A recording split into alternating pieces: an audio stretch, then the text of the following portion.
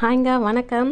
இன்றைக்கி கதம்பம் பூ தான் கட்டியிருக்கோம். நம்ம மாடியில் அதில் கொஞ்சம் கொஞ்சம் பூ இருந்ததுனால எல்லாத்தையும் எடுத்து ஒன்றா கதம்பமாக கட்டியாச்சு. ரொம்ப சூப்பராக இருக்கும். இது பார்த்திங்கன்னா கனகாம்பரம், ஜாதி மல்லி, 2-3 அரளி இருந்தது, அதுவும் எடுத்தாச்சு. இது வந்து இருவாச்சி மல்லி, ராமபானம் மல்லி, அப்புறம் இது சங்குப்பூ. சங்குப்பூவில் வந்து நீல கலர் இருந்துச்சுன்னா இன்னும் சூப்பராக இருக்கும். இது வந்து லாவெண்டர் கலர்.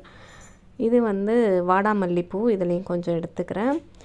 இன்னும் வந்து கோழிக்கொண்டை பூ இருந்துச்சுன்னா அதுவும் நல்லா இருந்திருக்கும். இது வந்து மாசிப்பத்திரி இலை, மாசிப்பத்திரி, மறிக்கொழுந்து, இந்த இலையெல்லாம் வச்சு சேர்த்து கட்டும்போது ரொம்ப நல்லா வாசமாகவும் நல்லாவும் இருக்கும்.